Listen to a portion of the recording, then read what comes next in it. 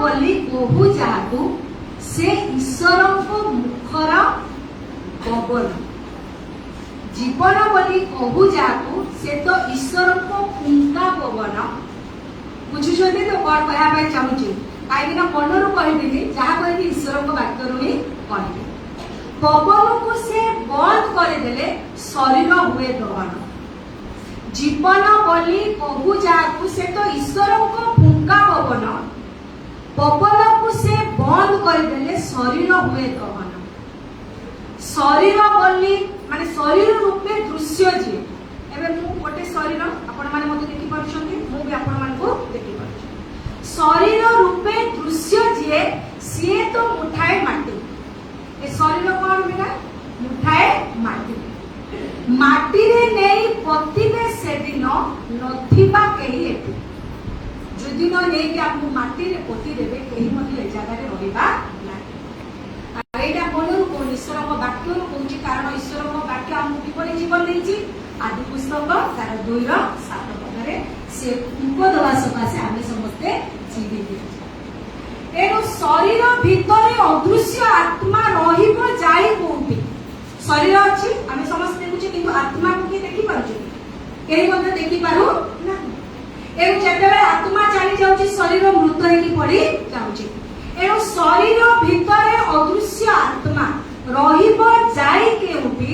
ସେଥିପାଇଁ ପରା ଯୀଶୁ କହିଲେ, ମୁଁ ହିଁ ଜୀବନ, ଯଦ୍ୟପି ମରିବ ତଥାପି ବଞ୍ଚିବ, ଏକଥା ନିଶ୍ଚୟ ଜାଣ। ଏଟା କେତେବେଳେ ଲେଖା ହେଇଛି? ଜହନ ପୁସ୍ତକ ତାର 11 ପର୍ବ 25 ପଦରେ ଲେଖା ହେଇଛି, ଯଦ୍ୟପି ତମେ ମାନେ ମରିବ ତଥାପି ମଧ୍ୟ ତମେ ବଞ୍ଚିବ। କେତେବେଳେ? ତାଙ୍କ ଉପରେ ଆମେ ଯେତେବେଳେ ବିଶ୍ୱାସ କରୁ। ତେଣୁ ପ୍ରଭୁ ଯୀଶୁ କୃଷି ଉପରେ ଥାଇ ଦ୍ୱିତୀୟ ବାଣୀ କହିଲେ। ଆଉ ଝିଅ ପ୍ରିୟଙ୍କା ପ୍ରମାଣୀ ବହୁତ ସୁନ୍ଦର ଭାବରେ ପଢୁଥିଲା, ବହୁତ ସୁନ୍ଦର ଭାବରେ କହିଲା। ପ୍ରଭୁ ତାକୁ ଆଶୀର୍ବାଦ କରନ୍ତୁ, ଏଇଭଳି ଛୁଆମାନଙ୍କୁ ଆଗରେ ବଢିବା ପାଇଁ ମଧ୍ୟ ସାହାଯ୍ୟ କରନ୍ତୁ। ସେ କହୁଥିଲା ଯେ ଆଜି ତୁମେ ମୋ ସହିତ ପାରଦେଶରେ ଉପସ୍ଥିତ ହବ। ବାଇବେଲର କେତେ ରେଫରେନ୍ସ ନେଇଥିଲା? ଲୁକ ପୁସ୍ତକ ତାର 23:43 ପଦ। ସେଇଠି ପ୍ରଭୁ ଯୀଶୁ କହିଲେ, ଆଜି ତୁମେ ମୋ ସହିତ ପାରଦେଶରେ ଉପସ୍ଥିତ ହବ। ସେ କାହାକୁ କହିଥିଲେ? କାହାକୁ କହିଥିଲେ? ଚୋରକୁ କହିଥିଲେ। କାରଣ ଚୋରର ମଧ୍ୟ ସେଇ ଜାଗାରେ କଣ ହେଇଥିଲା? ମୃତ୍ୟୁଦଣ୍ଡ। ଚୋରକୁ ନିଶ୍ଚୟ ଖୁସି ଲାଗେ। क्या पता था मुझे तू महावत है, क्या पता था मुझे तू महावत है, इस दिल को तो बस तेरी हसरत है, लगता है मुझे मैं जिंदा हूँ, इस दिल को तो बस तेरी हसरत है, लगता है मुझे मैं जिंदा हूँ, कोई तो छू सा नहीं खूबसूरत है, कोई तो छू सा नहीं खूबसूरत है, इस दिल को तो बस तेरी हसरत है, लगता है मुझे मैं जिंदा हूँ, इस दिल को तो बस तेरी हसरत है, लगता है मुझे मैं जिंदा हूँ, लगता है मुझे मैं जिंदा हूँ, लगता है मुझे मैं जिंदा हूँ। Praise the lord, hallelujah, hallelujah. निश्चित भावे चोरर मनरे ए भावना उठेथिବ। गीतर अर्थ बुझिले? से ऑलरेडी मरी गला। सेतिबे मु आगरु आपण मानकु कहिली, जेतेबेले शरीर भितर पवन बंद हो जाए, आमे कोन हो जाऊ? लीन हो जाऊ। हमर शरीर आ किछि भेलु रुए ना। एतिबे चोर निश्चित भावे खुशी के कहिदिबो, प्रभु आज ही जानी जे तमे उछ मोहब्बत, तमे उछ प्रेम। कारण प्रभु को छाड़ी देले ए दुनिया रे सच्चा दिल वाला सच्चा प्रेम। आजिकल पिला मानकर बहुत इंग्लिश चली, ट्रू लव। ट्रू लव कहीं एतिकी जन्मदाता पिता माता को मध्य बाइबल काटी कि नहीं केवल ईश्वर छड़ा ट्रू लव केही कोने पारिबे एनु से कहले आज तुमे मो सहित पारदेश रे उपस्थित हो किंतु पारदेश रे उपस्थित होबा पई जो प्रभु यीशु कहले पारदेश छाड़ी के अलगा जगह रो ना काहे कि से नेनेली किंतु काहे कि से पारदेश बोली कि कहले से पारदेश कोन काहा को सेटा पूछाए कारण हमें भलो भाबरे जानि जे आदि पुस्तक रे जते बेले से माने आज्ञा लंघन जो प्रथम बारे हमको कहउतला आज्ञा लंघन पाप आ पाप कोन करे हमन को उल्लंघनता कर दे आ उल्लंघनता कोन करे हमको लज्जा दे आ लज्जा कोन करे हमको कहा सामना को जीवा पाए साहस दे एनु सेई जगह रे से माने लज्जा सकासे ईश्वरकर सम्मुखा सम्मुखी न होई पारे लुचिला परे परमेश्वर कहले ऑलरेडी ए माने पाप कर उल्लंघन सारी छथि एनु एमानकर वस्त्र एमानकर उल्लंघनतार वस्त्र न डाउटिबा पर्यंत ए माने सामना को आसी पारिबे नाही निश्चित भाबे आपण माने पुस्तक पठन करिथिबे सेई समय से गोटे कोन करिछंती गोटे मेसो को बध करी चमड़ार वस्त्र से जगह से मान को पिंदै छथि तापर प्रभु कहले जे एथर एमान को तमे बाहर करी दियो आदि पुस्तक 3 पर्व रे जेतबा आपण माने पढिबे से लिखा है जे परमेश्वर कहले एमान को एदन उद्यान रे आप रख नाही कारण एमाने काळे हाथ बढ़े कि से जीवन वृक्षर फल खाई देला पर से माने कोन हेबे अनंत जीवन पाई जे एमान को आ ए जगह रे रख सेथि पई जहां हरै छु हमें जहां को हमें जोठु हमें परास्त हो जाइछु जाठु हमें हारी जाइछु ताकू पुनर्बार फेरस्त करी पाइबा पाई से परास्त युद्ध रे पुनर्बार आउ थरे हमें जययुक्त होबा पाई से युद्ध रे हमें आउ थरे विजय हासिल करबा पाई 2000 वर्ष तळे ईश्वरंकर एक छोड़ा द्वितीय नाही जाहाकू प्रभु यीशु बोली के मध्य मंडल स्वीकार करे आउ जो नाम रे आकाश तळे मनुष्य मानक मध्य रे जो नाम बिना परित्राण नाही उद्धार नाही मुक्ति नाही सेई यीशु सेई प्रभु ख्रीष्ट क्रूस रे बलि दिवा सकासे मु आ आपण मानक पई सेई रास्ता खुली गला को रास्ता एदन उद्यान रे थिबा जीवन वृक्षर रास्ता तो सेठी प्रभु यीशु कहले आज तुमे मो सहित पारदेश रे उपस्थित किंतु उपस्थित केंती होबो प्रकाशित वाक्य तार 22 रो 14 पद रे पढନ୍ତୁ प्रकाशित वाक्य 22 रो 14 पद मने अछि मु चाहिले सब कहि पारती किंतु आपण माने पढिले आ के बुझिबे बोली मु सेटा कहूनी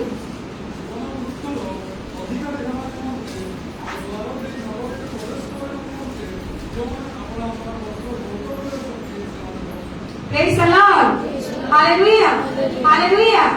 जीवन वृक्षर अधिकारी होबा निमंते द्वार दे नगर रे प्रवेश करिबा निमंते जो माने आपन आपन वस्त्र धौत करि अछथि से माने धन्य जीवन वृक्ष मान प्रकाशित वाक्य तार 22 रो तार 2 पद जेते बेले पढिबे जीवन वृक्ष एमिति वृक्ष सेठी को दिन को समय को घंटा को मिनिट को घंटा रे मध्य फल शून्य हुए नाही सर्वदा 24 घंटा सब मुहूर्त रे से जगह रे फल सेटा होची जीवन वृक्ष कोनी से जगह रे कहिले जीवन वृक्ष सेटा कोन सेई द्वार देई नगर रे प्रवेश न कले द्वार के जन पुस्तक तार 10 पर्वर तार 9 पद रे लिखा जायछि कोन लिखा जायछि यीशु कहले मु होची द्वार पढନ୍ତୁ तो 10 रो 9 कि 9 रो 10 रे देबा देखନ୍ତୁ 10 रो 9 पद जन पुस्तक द्वार जदि के मोदी प्रवेश करे ताहे से रक्षा पाइबो एवं नितन वासी बाहर को जाई चरा पाइबो praise the lord hallelujah hallelujah hallelujah चलो पहले व्यस्त हैनी विचलित हैनी डरनी कारण आज तो मो सहित पारदेश रे उपस्थित हो कारण जो देश को जीवार अछि जो राज्य को जीवार अछि जो शहर को जीवार अछि जो नगर को जीवार अछि केवल सेही नगर सेही शहर सेही राज्य रास्ता केवल मो बिना केही मध्य अलगा रास्ता रे सेही शहर को जाई परिबा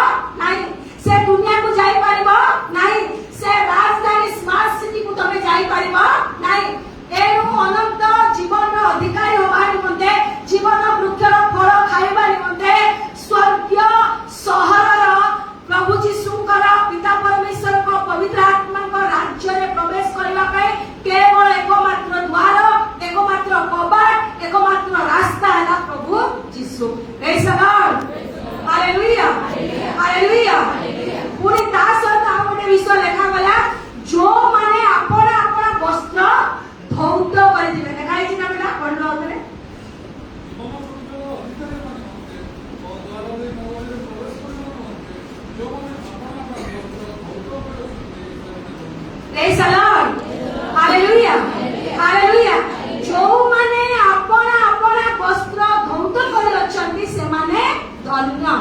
ବସ୍ତ୍ର କୋଉ ବସ୍ତ୍ର?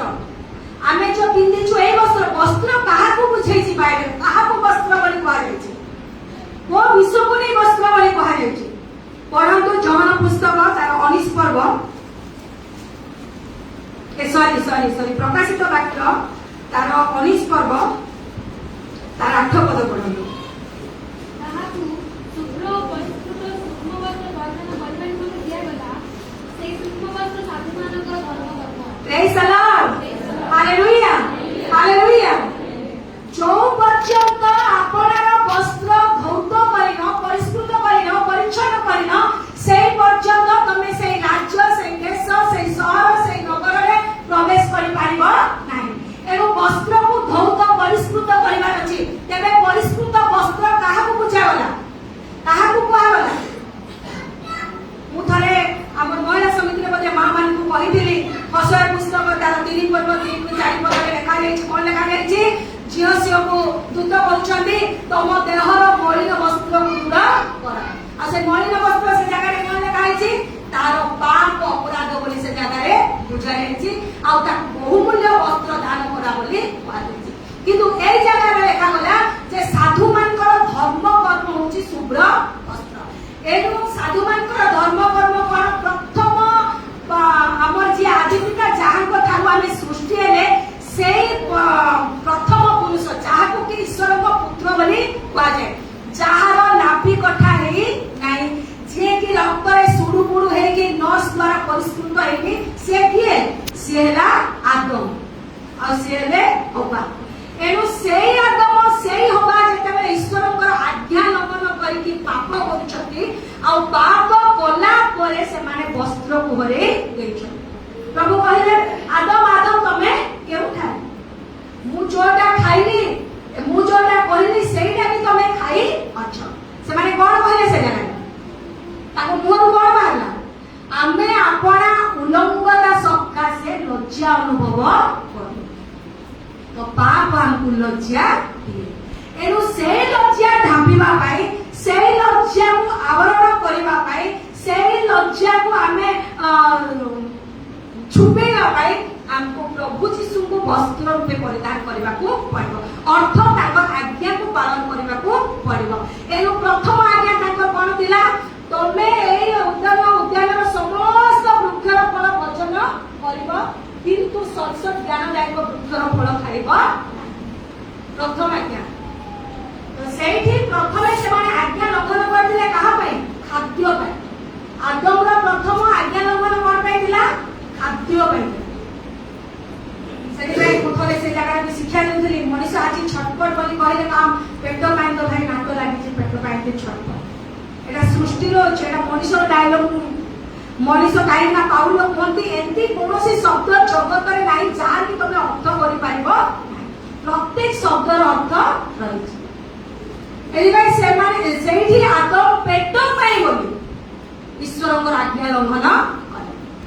କିନ୍ତୁ ସେଇ ପେଟ ପାଇଁ ଆଉ ଜଣେ ଯୁବା ପିଲା, ଯେମିତିକି ଏବେ ଆମର ବିଜୁ, ଅମନ, ପିଣ୍ଟୁ, ପୁପୁନ ଯେତିକି ସବୁ ଅଛନ୍ତି, ପପୁ, ଏମାନେ କଣ ଯୁବା ପିଲା ଗୁଡାକ।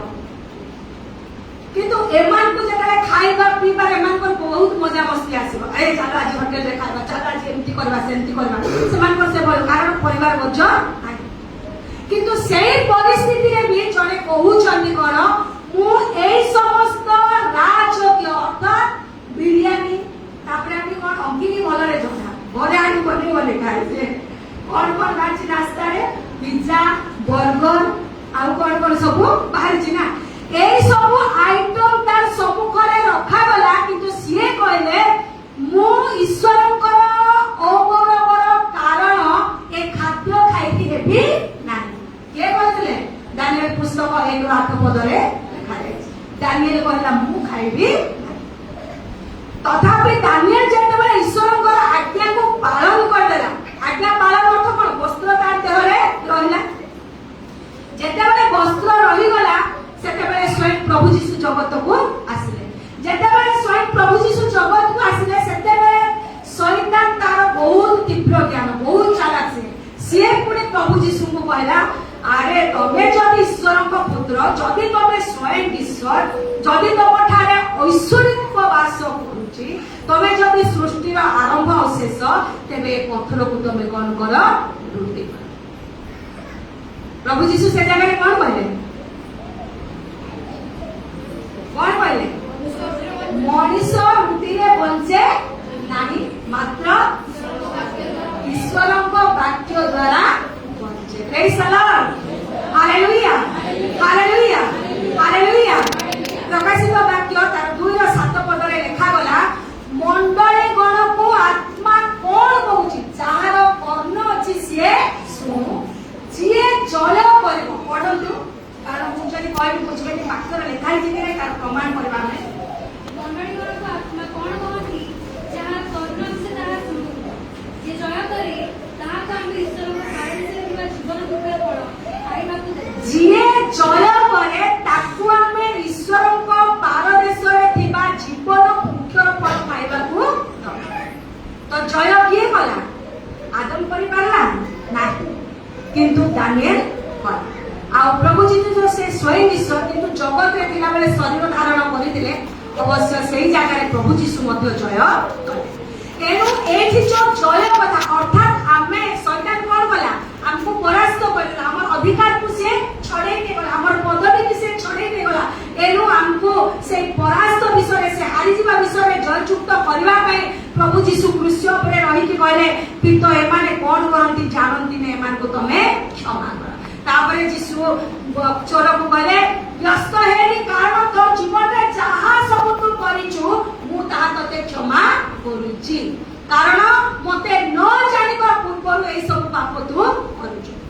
आ गोटे विषय आपण मन सम्मुख रे रखिबी अवश्य टाइम मते हे गलाने जेते बेले मशा मरी गले मशा जेते बेले मरी गले सब निकट को ओ दूत जाउछथि मिखाइल दूत जाउछथि जिहुदा 1:8 पदरे लेखा हैछि मिखाइल दूत जाउछथि सेते बेले मिखाइल दूत को शैतान मशांकर शब को से छाड़िला तो सेठी दूत से जगह कोन कहछथि जानि छथि सदा प्रभु तुमको धमकान लेखा हैछि ना जिहुदा 1:8 पदरे सदा प्रभु तुमको धमकान काहे कि से कथा कहले कारण से मशांकर शब को मशा को परमेश्वर को निकट में साक्षात करि पारिले तो शैतान से जगह रे मशार शब को काहे कि अटकेला मशा किए दिला मशा पृथ्वी रो नम्र व्यक्ति लेखा है जे वाक्य रे तो एई नम्र व्यक्ति एई गोटे साधु एई इस्राएल लोक मानकर नेतृत्व नेथिबा नेता सेई दिन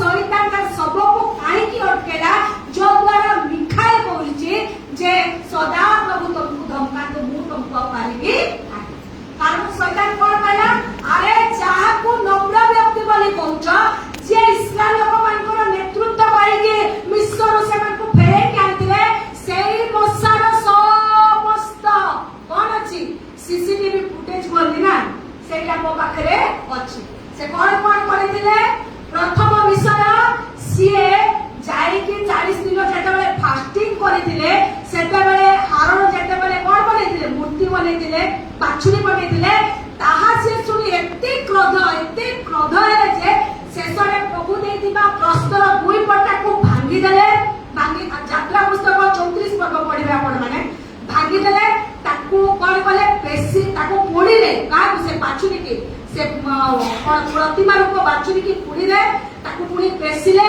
पेशी की ताकू पानी रे मिसे के इस्राएल लोक मान को तो प्रथम विषय से पिला जने क्रोधी द्वितीय विषय से गोटे विजाति स्त्री को बाहिला कुसिया स्त्री को बाहिला तार भाई भौणी कहले तमे प्रभु को दास फुलपट ऊपर रही के शिक्षा दोच तमे पवित्र जीवन काटिया पे आज्ञा दोच तुमको कोन पवित्र आत्मा गाइड कलानी तमे गोटे कुसिया स्त्री को बाहा हेलो गणना 12 पुस्तक रे लेखा 12 पर्व रे लेखा आइछि किंतु सेही जागा रे प्रभु कोन बोले समान कुष्ठ रोग रे परिपूर्ण आ निजर भाई बोली पुणी तृतीय रे से कोन करूछंती परमेश्वर ताकू कहले कोन कहले जे एई लोक माने पानी पीबा पय जे अस्तव्यस्त होछंती प्रभु मु कोन करबे किंतु सेही परमेश्वर कहले जाय कि ताकू आज्ञा कर किंतु से माने एते विचलित कहि देले मशा रागी की दुई थर से पुत्र को बाई दे तो सेही से पानी निर्गत तो मशा कहले गोटे क्रोधी थिले मशा गोटे ଆଉ ମଶା କଣ କରିଥିଲେ ଈଶ୍ୱରଙ୍କ ଆଜ୍ଞା ଲଙ୍ଘନ କରିଥିଲେ। ପୁଣି ଯାତ୍ରା ପୁସ୍ତକ 2 ପର୍ବ 11-12 ପଦ ପଢିଲେ ମଶା ମର୍ଡର କରିଥିଲେ, ହତ୍ୟା କରିଛନ୍ତି କି ନାହିଁ। ଏଣୁ ଶୈତାନ କହିଲା ମଶାର ଶବକୁ ନେଇ ପାରିବୁନୁ ମିଖାଏଲ, ମଶାକୁ ତୁ ନେଇ ତୋ ରାଜ୍ୟରେ ପହଞ୍ଚାଇ ପାରିବୁନୁ, କାରଣ ଏଇ ସମସ୍ତ ଦୁର୍ବଳତା ତା ଭିତରେ ଅଛି। ସେ ଜଣେ ହତ୍ୟାକାରୀ, ସେ ଜଣେ କ୍ରୋଧୀ, ସେ ଜଣେ ବିଜାତି ସ୍ତ୍ରୀକୁ ବିବାହକାରୀ, ସେ ଈଶ୍ୱରଙ୍କର ଆଜ୍ଞା ଲଙ୍ଘନ କରେ। ଏଣୁ ତାକୁ ମୁଁ ଛାଡ଼ିବି ନାହିଁ। ମିଖାଏଲ ପଳେଇଲେ ପରମେଶ୍ୱରଙ୍କ ସହିତ କଥାବାର୍ତ୍ତା କଲେ, ପ୍ରଭୁ ମଶାଙ୍କର ଶବକୁ ସେ ଛାଡୁ ନାହିଁ। ସେତେବେଳେ ସ୍ୱୟଂ ପରମେଶ୍ୱର କଣ କହୁଛନ୍ତି, ଆରେ ତତେ ସେ ସେମିତି କହିଲା ତୁ ବୁଝିକି ପଳେଇ ଆସିଲୁ, କାରଣ ତାର ପୂର୍ବ ପାପ ଥିଲା, ମତେ ପାଇଲା ପରେ ନାହିଁ। କିନ୍ତୁ ପରମେଶ୍ୱରଙ୍କୁ ପାଇଲା ପରେ, ଅର୍ଥାତ୍ ସେ ଯୋଉ 10 ଆଜ୍ଞା ପାଇଲା ପରେ ଯୋଉ କରିଥିଲା ସେଇଟା ଲୋକମାନଙ୍କ ପାଇଁ ପରମେଶ୍ୱରଙ୍କ ସପକ୍ଷରେ ସେ କ୍ରୋଧ ସିଏ କରିଥିଲା। ସେଥିପାଇଁ ପ୍ରିୟ ମଣ୍ଡଳୀ, ପାରଦେଶରେ ଉପସ୍ଥିତ ହେବାକୁ ହେଲେ ଆମର ପୂର୍ବ ପାପକୁ ନେଇ ଶୈତାନ ଆମକୁ କଣ କରେ, ଅଟକେଇ ଦିଏ। କିନ୍ତୁ ସେଇ ପୂର୍ବ ପାପରୁ ଆମେ ପରିଷ୍କୃତ ହେବା ପାଇଁ ଆମକୁ ନିତ୍ୟ ପ୍ରାର୍ଥନା କରିବାକୁ ପଡିବ। ଆଉ ଗୋଟେ ରେଫରେନ୍ସ ଆମେ ପଢିବା ପ୍ରକାଶିତ ବାକ୍ୟ ତାର 22 ପର୍ବ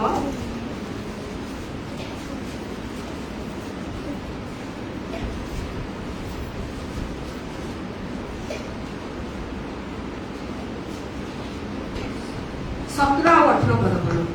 आत्मा कन्या कौन आस मुझे सुन तो हुआ आस लेकिन साथ से आसु से इच्छा कर से बिना मूल्य जीवन द्वारा काम करू। जो माने पुस्तक भावमान से श्रवण करती से मानकर प्रत्येक जन को साक्षी कहू अछि कि जदि एई सब सुंदर कि जग करे तेबे एई पुस्तक लिखित क्लेश गुडी का ईश्वर जापति बताइबे। Praise the lord, hallelujah hallelujah. एनु प्रभु जीशु 2000 वर्ष तले जगत को आसी आजिर एई दिन रे कृष्ण उपरे बळी कि तांकर प्रथम बाणी रे कहले प्रभु ए माने कोन करंती जानंती नि एमान को क्षमा कर। द्वितीय रे कहले व्यतिग्रस्त हुअनी तमे आजि मो सहित पारदेश रे उपस्थित हबो, किंतु दया करी कि आपण माने चोर भलिया विश्वास करे आमे संगे संगे जे स्वर्ग पळेबु सेटा आपण मान को ध्यान रे न रहू, कारण सेई समय सेंति थिला कहि कि से जगह रे से भली तांकर आत्मा को ग्रहण करा गला, किंतु हमर आत्मा को से भली ग्रहण करा जीव नाही।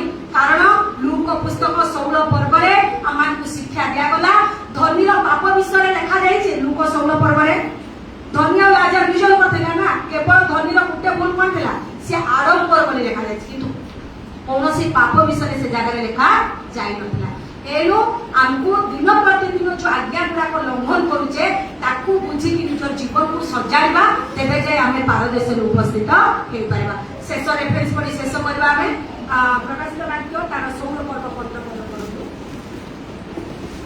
देखो आमे चोर परी आसुछु जे चाकू थाई आपण वस्त्र रक्षा करे से धन्य, कारण ताहा कले से उल्लंघ होई भूलिबो नाही ओ लोके तार रचा लिखिबे नाही। Praise the lord, hallelujah hallelujah.